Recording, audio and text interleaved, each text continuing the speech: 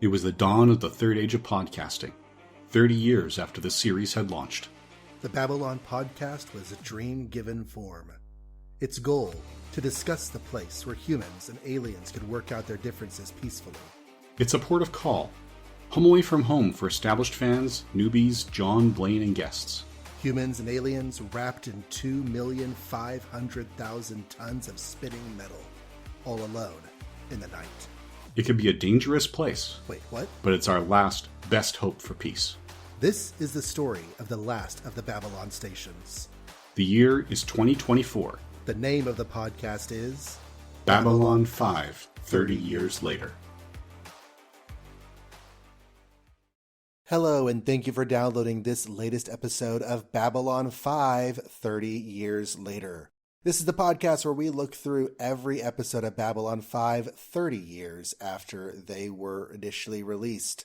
Finishing up the halfway point of Season 1 soon. There's a pretty big episode coming down next week. We'll talk about that later.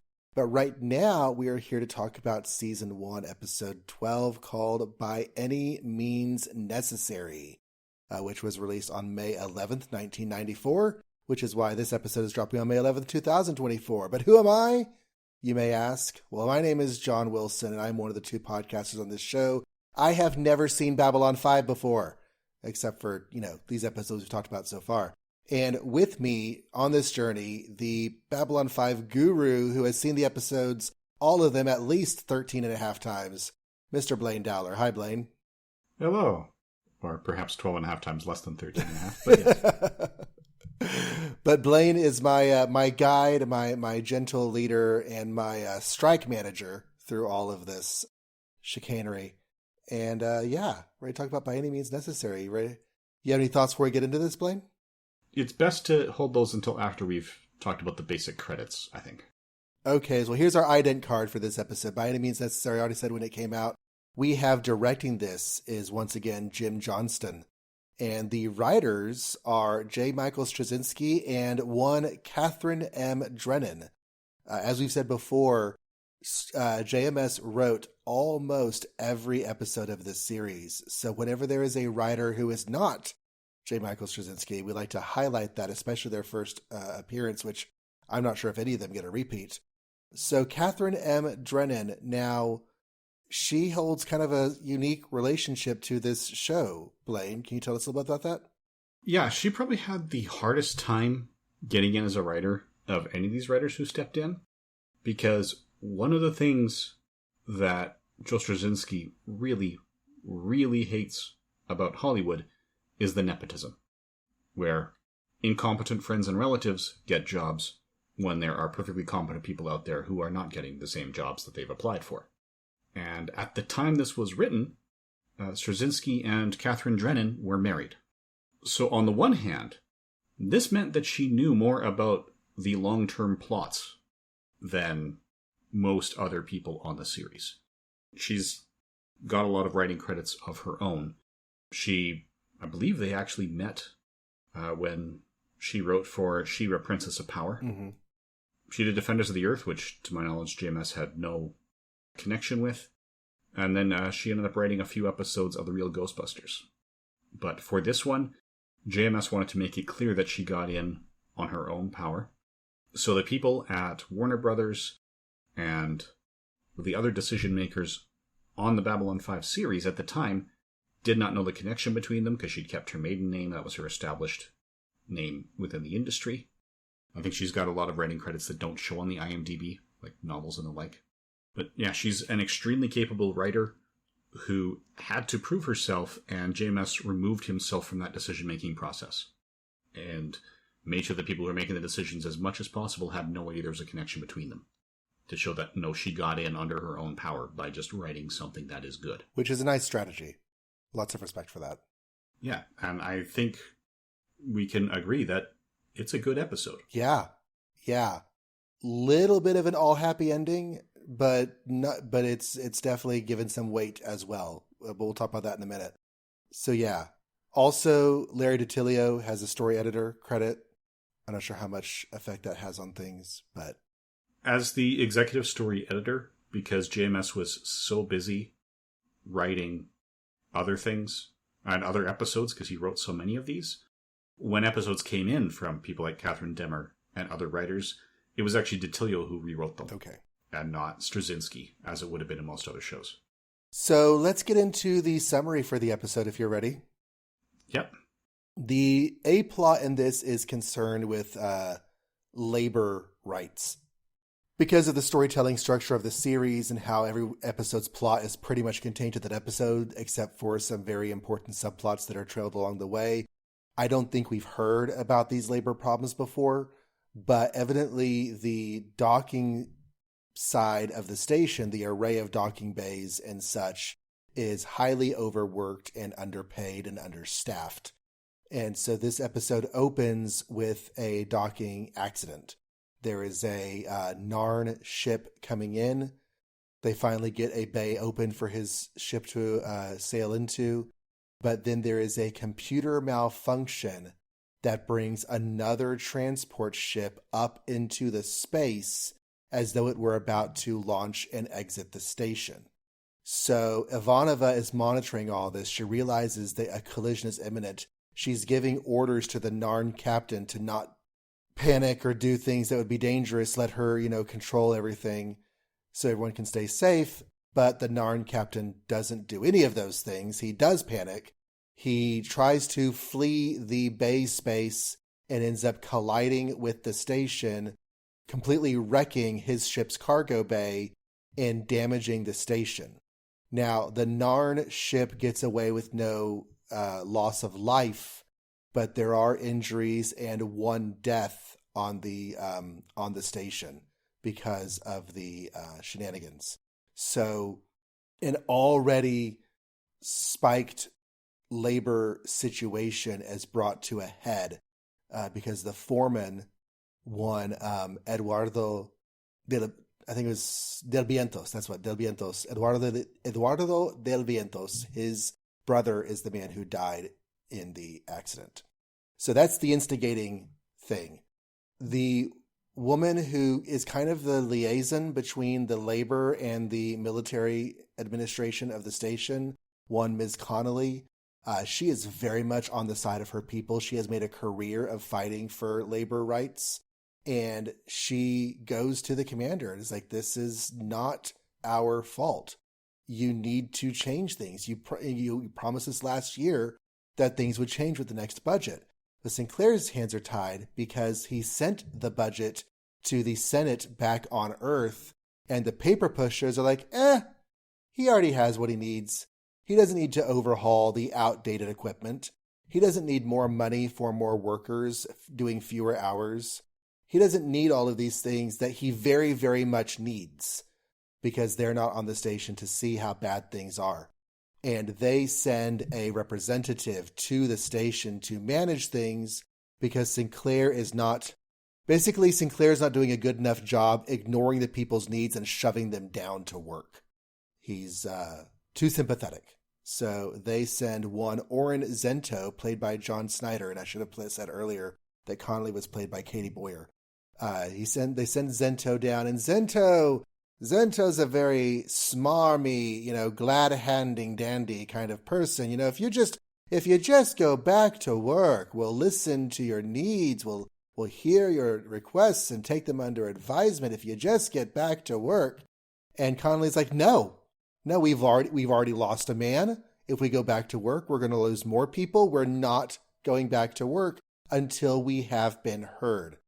And once they officially declare a strike, Zento flips a switch and goes from, slimy smooth talker to raging demander. He's like, we don't negotiate with strikers.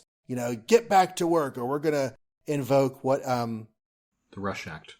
The Rush Act, that's right. The Rush Act, which was a law passed by the Senate in response to previous labor problems and crises and strikes, that if there is a strike, then the station or the military people in charge are to send in forces to arrest the strikers and resolve the situation by any means necessary, hence the name of the episode. So no one wanted this the entire time. Sinclair's like, don't invoke the Rush Act. You don't want to invoke the Rush Act. And Sento's, I'm invoking the Rush Act. The strikers are really upset. Garibaldi goes down with his troops all dressed in, the ship's armor uniforms, the station's armor uniforms. Riot starts to break out. There is violence. Del Vientos throws a punch on Garibaldi, which kind of starts everything. But Garibaldi is able to get Connolly out. They're able to have not negotiations so much as heated conversations. And Sinclair gets an idea. He has Ivanova send him the exact wording of the Senate's order. And he pays attention to that by any means necessary clause. And so the next day, whenever everything's getting heated once again, he's like, fine, Zento, you and the Senate, you want me to resolve this by any means necessary? And they're like, yes, Commander. I have your full support on whatever I choose. Yes, Commander, let's put this to an end. He's like, fine. I now allocate. And he basically, by executive decree, makes all of the budget changes in favor of the labor that he wanted the Senate to do in the first place. The labor movement is extremely happy to hear that resources are now being put toward the overhaul of the equipment and the salaries of new workers, and everything ends on a very, very happy note. They're all smiles. Zenta walks off in a huff. Would have gotten away with it too if not for you, commanders. However, Sinclair does get a call from his Senate liaison, Senator Hidoshi, who we've seen in the show before, and whom I'm not really fond of as a person. As a character, he's fine, but I don't like how he reacts to the station. But in this particular moment, Hidoshi seems genuinely sympathetic because of his own family's relation to labor abuse. And he gives Sinclair caution that this went his way because the Senate decided to act in favor of public opinion. But now Sinclair is on some people's bad list, and he should definitely be aware. So that's the A plot, and that's the main point of the show. There is a B plot that is much simpler and focuses just on Jakar and Malari. And Jakar, one of his people's most important, one of his people's faiths, most important rituals is coming up, and he needs a particular flower for this ritual. And it was actually part of the cargo that was lost in the cargo bay of the Narn ship at the beginning of the episode. And so he's kind of at a crisis point because he can't do the ritual, which must be done by all adherents to this faith at a very specific moment in time without this flower. And Malari has one. Malari, however, also has a big grudge against Jakar and everything that happened against Ragesh III way back in the earlier episodes, and the things that the Narn representatives forced Malari's nephew to say and do. So Malari is holding this over Jakar's head and getting so much glee out of it. And so Jakar stealthily has his people steal a sacred statue from the Centauri parts of the station. So basically Sinclair ends with saying, Malari, or Jakar, you give Malari back his statue. And Malari, that flower is actually a controlled substance. It has a chemical in it that cannot be held by private parties, must be held by the station. You must turn it over to me. And then he agrees with Jakar to turn this flower over to him. He also helps Jakar, since we have technically passed the moment of the ritual, he helps Jakar find a loophole that should satisfy the needs of their faith. So they're able to do their ritual, and the episode ends actually with Jakar leading the members of this Narn faith on the station through the ritual, and it ends rather nicely, actually, on that spiritual moment.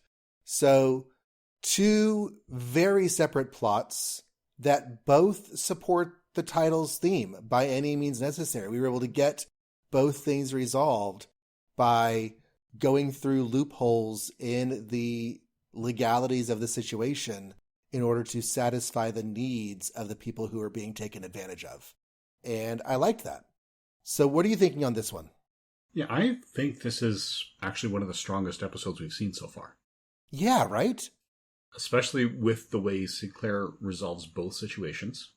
I appreciate the fact that when he's explaining this loophole to G'Kar, he says that, yeah, we are 12.2 light years from Narn, which is almost 10 of your light years.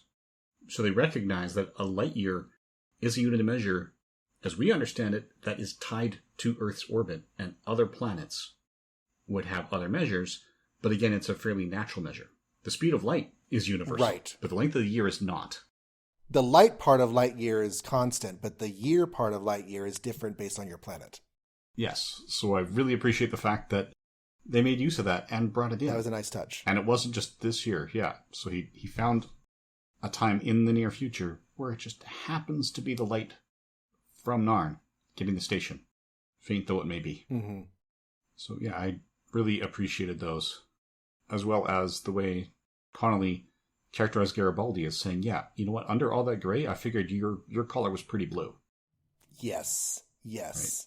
The others are career military. Garibaldi, not so much. Right. So, blue collar needs, he's acting under orders, right? He has to go in there. Just like Sinclair is acting under orders from the Senate. They have to do these things because that's the way military structure works. The fact that Sinclair is able to find a way out is a happy benefit to all involved.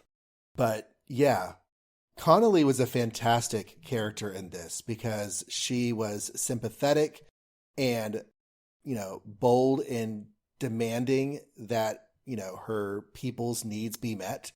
And yet she came across more as a professional with justified outrage and not as maybe a mama bear, similar dynamic. But with a female character, it could have gone either way. But she is on par with everyone involved and definitely being, treated as a justifiably enraged leader of her people. Yes, for sure. We know that that's part of her history, but it doesn't feel like she's looking for a fight. Right. Right. She's not picking it. She is not trying to find something to blow out of proportion. She is handling something that is proportionate because lives are on the line. We also get another hint that Babylon 5 was kind of made quickly after the loss of the first four. That's part of the backstory that they've alluded to a couple of times, is that 5 was made quickly and cheaply and was scaled down compared to the other Babylon stations. Because they do bring in the fact that the whole reason the accident happened in the first place is that the contractors who helped build the station used substandard electronics. Yes. They specifically said microchips, but yeah, we'll go with electronics because 200 years from now, I don't know if microchips will still be a thing or if it's going to be like reading 1960s Iron Man where everything's about transistors. Right. And yet we're at the stage of technology where it's hard to understand how microchips wouldn't be a thing, but who knows what the next big technological breakthrough is going to be. Yep. Just like, episodes of Star Trek that have them recording things on reel-to-reel magnetic tape. Yeah. Okay, so I've decided over the last several episodes that if we hadn't had such an antagonistic introduction to G'Kar, he would just be a person on the station. Like, one of the key players, obviously, that's what I'm saying. But, he's not the bad guy. He hasn't been the bad guy in a long time. And we get to see a very sympathetic side of him, but his relationship with Sinclair is mutually respectful and admirable. And I really appreciated seeing that emphasized in this episode. Yeah, if any of the two of them is the bad guy, it's Londo. But again, as far as he's concerned, G'Kar had a hand in killing his nephew, who he had sent to Ragash 3 to keep him alive, right? And keep him out of trouble. So for him, this is justice. So they are both the victims from their own perspective. They are. And certainly we've seen G'Kar's antipathy towards the Centauri and Londo in particular on any number of occasions before this. But at this particular instance, he has a culturally driven need that we're sympathetic to as viewers. And so it's easy to see Malari as the bad guy, but he's, like you said, he's not really either. He is getting revenge for some jerk stuff that G'Kar did months ago. Yeah, this is that eye for an eye, a tooth for a tooth that leaves the whole society blind and toothless. Right. Which is really hard if you're trying to eat a pomegranate. Mm-hmm. So what else in this one? Sinclair, after thinking in the pilot that he was kind of wooden, he has become so relatable over the course of the season. And his stresses and tensions and being pulled in so many directions and having to deal with impossible situations. They gave a little note that you'll see in comics, especially with like Reed Richards and stuff, of letting his beard, his facial hair get a little bit scruffy. I feel like it should have gotten more scruffy, just the feeling I had through the episode, but it was only a couple of days of time, so maybe not. Maybe his whiskers just don't grow that quickly. But once they were there, kind of early in the episode, I wanted to see them get more pronounced later, and they didn't. Yeah, that could be just what they have for makeup on the set, because for showing the beard growth like that, considering most TV series are actually filmed out of sequence. Right. The continuity would be awful. Yeah. So having some growth that stays fairly consistent is just an easier way to do it. Definitely. But I really liked his dilemma. His dilemma in this episode and the way he went about resolving it was really solid. Mm-hmm. I also like the conversation he was having with G'Kar, especially G'Kar's responses, where he was still playing dumb, like, oh, I don't know where the statue is. And when Sinclair resolves it, G'Kar's like, well, I'm sure with careful searching, that statue will turn up and be returned in time. So still not admitting it, but just, playing the cat and mouse, basically saying, yeah, you're going to get what you want, don't worry about it, but I'm not confessing to anything. Right. Another great Ivanova moment. This is a couple episodes in a row where she hasn't had a lot, but just when Sinclair is stressed, we've got an ISM reporter barging into the operations deck, demanding, or observation deck, demanding to know if rumors that it's actually gone to a full-on strike are true. G'Kar and Malari come in, and that's when the audience learns about the theft of the statue, even though we knew G'Kar had Natoth doing something, we just didn't know what. Mm-hmm. There was actually a slight blooper. Oh. Where Peter Jurasik, instead of referring to G'Kar's assistant as Natoth, yes, I noticed that too, called her No Taff. Right. Which is, it was unscripted, and they caught it, but decided, no, you know what? The rest of the acting is good. And Malari is the kind of guy who would get her name wrong because he doesn't respect her or care about her. Mm-hmm. So they just left it in as a mistake that character would genuinely be prone to make. I can dig that. Yeah. But after all this, and Sinclair was just so fed up, basically saying, everybody out, turns to Ivanova and says, get them out in 10 seconds, and she just starts walking towards them, counting down. She gets to 3 by the time everyone clears, and then Garibaldi walks in and goes, 2, 1. What'd I miss? Yeah, when he said 10 seconds, I really wanted somebody to do a countdown. Like, he says 10 seconds, and then like maybe G'Kar starts, protesting, and he says 9 or something like that, But the fact that she just started walking toward them, that was fantastic. Mm-hmm. Yeah, because Ivanova is not the tallest person on that deck, but she is one of the most intimidating. She has a presence. G'Kar is definitely taller, but she is definitely there. I didn't write down a whole lot for this one. The labor foreman, Eduardo Del Vientos, he, compared to the other people involved, he probably had the least to do of any of the characters with actual lines, but he was believable the entire time. Even we just got reaction shots from him, like when his brother gets named, and you can see that he's like, has his head down.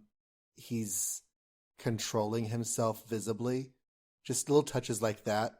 I liked his performance. He kind of reminded me of, and this just may be like general body type, face type presentation thing, kind of reminded me of Mario from the Super Mario Brothers movie. But, that's fine. He was a good character. Yeah. One other nice piece of acting like that I noticed, I had recently read the script in advance, so it's not as easy to pick up on the first viewing if you don't know who is going to die. But when he's there and saying, okay, who's inside? Another guy says, oh, I don't know, a couple from Team 21. He reacts to that. Mm. So, he knows that's his brother's team. He doesn't know if it's his brother yet or not. Right. But he does kind of snap his head around when he hears that. So again, actor Jose Rey did that really well. I felt like I recognized John Snyder, who played Zinto I don't know what it would have been from. He's done a lot of voice acting, but I feel like I know his face. Yeah. You have seen him before. I know this for a fact. Because he was Soul Hunter number 2 earlier in the season. Oh! So you probably know his face because he was also on 2 episodes of Star Trek The Next Generation, once without makeup. So one episode was the Masterpiece Society, where he had no makeup there, and played a similar enough character that it would ring all sorts of bells. Okay. That's where I placed him. He was also a Romulan ship captain in the episode in which the Forge and an injured Romulan had to work together to get off the planet. Mm-hmm. So he's done some good work. So we've seen him before. You mentioned that we saw Aki Alyong before as Senator Hidoshi. We'd seen Patricia Healy as Marianne Kramer before, and we'll see her again. She's the ISN reporter. Oh, yeah, she had a minor spot in it, too. I like that consistency, bringing the reporter back to confront them on the bridge about things that were going on. Hidoshi. So we have generally seen Hidoshi as the person who gives orders to Sinclair that Sinclair doesn't like. And Hidoshi doesn't seem to care that Sinclair doesn't like them. He's like, do your job. Stop complaining. Get on with it. And he feels that way at the beginning of this episode as well. But there seems to be a switch flip for him when the labor situation actually does explode. And maybe he didn't think it would. Maybe he was too caught up in being a senator to actually think things would go bad. But when things actually do escalate and they have to invoke the Rush Act, suddenly he's caught being a suit, a paper pusher over a situation that he actually has emotional connection to now. Yeah, we can see that he's not... It gives the impression that maybe he hasn't been as unsympathetic as we've seen, so much as he is towing the company line. Mm-hmm. And presenting himself the way the Senate... So the Senate made a decision, and he's going to present that as though that decision was unanimous, and he is just delivering the message. Right. So, and it's only in this episode that it changes a little bit with that warning at the end, saying, hey, you've made some enemies here. Which seems to be portentous. So I think I'm running out of things to say for our league in session. Did you have any other thoughts? Not for this section, no. Okay. So our last best hope is our part of the show where we talk about a standout character or story beat or character moment from the show. And what are you thinking? What are you leaving this episode with? A lot of it, what really struck me the most was just Sinclair's problem solving. Mm-hmm. So he is exhausted. He's been up 2 days, and yet he still is able to find those loopholes to resolve the situation, which dovetails into Hidoshi's warning. So, I really liked that. Yeah, it's not the, it's not the free pass, the happily ever after. It's there's going to be ramifications for you. I really enjoyed Katie Boyer as Ms. Connolly. She actually does have a Star Trek connection as well. She was one of the 2 Binars on the Enterprise in the episode 11001001 in the first season of The Next Generation. Yes, I've been told I'm a world-class nerd because I don't need to look up that title. I've said it enough times, I don't have to look it up either. Yeah. So yeah, her Neoma Connolly, I've already said, she was presented very well. She was written well. She was performed well. The other characters interacted with her in a way that I appreciated. And how do I want to say this? When you have a situation where a whole bunch of guys are going to deal with male administrators over a situation, especially involving something like labor or whatever, having another male character as the interface would be the easy default. And so to choose to write the story differently brought in a different character with a different perspective. And I just appreciated that way of approaching the story, and she killed it. Yeah. In addition to all that, which I agree with, it's also nice that despite hiring a positively stunning woman, nobody comments on that. Right. She was just treated as a professional. And the times where that aspect of Ivanova has ever been brought up, we hear the side of Ivanova's tongue on it. Like, that's not an appropriate comment. One from Garibaldi is what I'm thinking of. Yeah, this show does great with not presenting the women of the show in a romantically interesting light unless it is specifically a romantically interesting situation. And those are not the default environment for the characters. They are the occasional exception because people have romances. Yeah, they're not ignoring that aspect of the human experience, but it's so easy to find other shows where that's the only aspect of the human experience that some of the female characters have. Right. I was talking to a friend today telling her about the history of Superman and Lois Lane and just how Lois was like, that was all she was somebody who wanted to marry Superman. And we've moved away from that kind of storytelling for the most part. And I don't think that we could have said we've moved away from that storytelling for the most part in 1994. But this show is making efforts that direction. Mm-hmm. All right. So giving form to the dream. Now, listeners out there, if you're listening to this show for the first time, but you have not seen other episodes of Babylon 5, just let you know that this is the part of the show where we don't spoil ahead. Blaine is not going to tell us things that happen in the future, but he is going to let us know what we saw in this episode that we might just want to put a pin in and not easily forget as we move into future episodes. So what are some ways that Straczynski and Drennan are giving form to the show's dream here? So here, we've seen that the substandard microchips were a thing. We know that attitudes are changing on Earth. This is a reminder. That's not something we've learned for the first time. Mm-hmm. But Earth is no longer as focused on making sure Babylon 5 is successful. And just to clarify what you said, the fact that Babylon 5 was built cheaply, including its electronics and how they could fail, that is a concept that we could return to later. Is that what you're saying? Yeah, it's part of that same attitude where they were losing faith in the Babylon project just because they had issues with 1, 2, 3, and 4.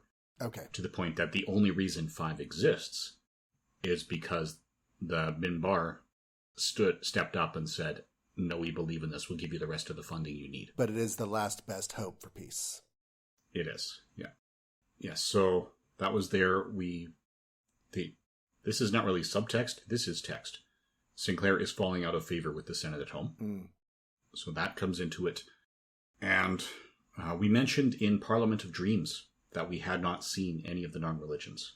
Oh, yeah. And now we have. So we know that there are the followers of Jaquan, and that Shakar is a devoted follower of Jaquan, but there are multiple religions as well.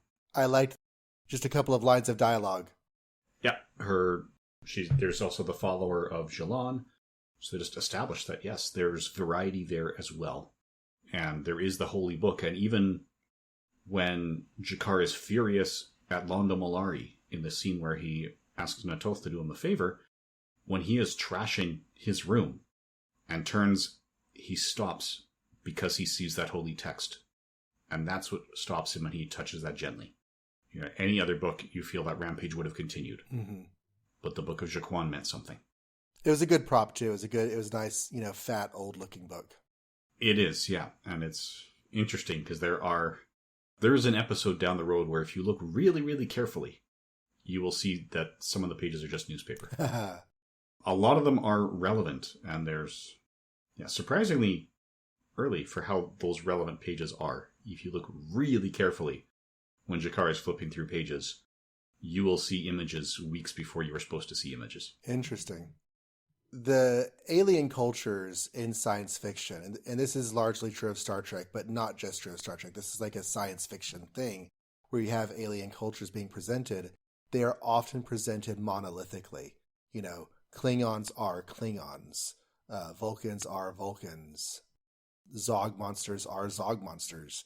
And so to any time that Babylon 5 chooses to present one of their alien species with variety and diversity within the culture is making a story choice outside of the norm. And I appreciate it. I did note that whenever he has a conversation with Natoth, that she has a different faith. And it's not really important to us, at least at this point, what the tenets of their individual faiths are. That's not the big deal. But just that there's variety, there's differences. And she doesn't hold to his faith. Just like, I don't know, a Baptist and a Hindu would have different faiths. Mm-hmm. Any other foreshadowings we should know about? those are the ones that come to mind. All right. Well, I guess that wraps up our discussion of By Any Means Necessary. So next week, we are going to come to a significant episode. I don't know, but based on the title of the episode, I think it's possibly the most significant episode of the season because this is Signs and Portents. And we'll talk about this more next week, but the title of the episode is the same as the title of the season on its marketing and DVD releases and such. So that's a deliberate choice. And we hope, if everything goes well, to have a special guest with us next week. So we will cross our toes for that. In the meantime, if you want to get in touch with the show, Blaine, what's the first way they can get in touch with us? The first way is by email, where you can send your emails to Babylon5 30 years later. You could spell that with numerals or with the words. It's up to you. At gmail.com. You can also leave comments at either of the show's websites. You can go to my website, johnreadscomics.com, where the show is hosted, along with all of my other podcasts that I have done over the years. Virtually all the podcasts produced by me, John Wilson. Yes, and there is no H in John. That's true. I thought about it, but I couldn't afford the extra letter, so. Yeah. So all of my podcast endeavors are available at Bureau42.com, so you can also leave your comments there. There's no H in Bureau 42. And if you would like to leave a review for the show, say things about the show that will help other people recognize our value of what we're trying to do here, you can leave reviews on the podcatcher of your choice. We do check Apple Podcasts because that is pretty easy and straightforward to do. However, if you leave your review on another podcatcher and would like us to recognize you, we would love to do so. Just drop us a line, let us know that it's out there, and we will go find it and read it on the air. And the last way to get a hold of us is by posting comments where these are cross-posted on YouTube. In our YouTube channel, which is called Babylon 5 30 Years Later. There is no H in YouTube. And Blaine has put a lot of effort into making different ways of accessing the show on YouTube. There are different playlists and such based on seasons and all sorts of different categories. So, explore the space, as Christopher Walken would say, in our YouTube channel. Go check that out. And until next week, thank you all very much for listening. And good eating to you.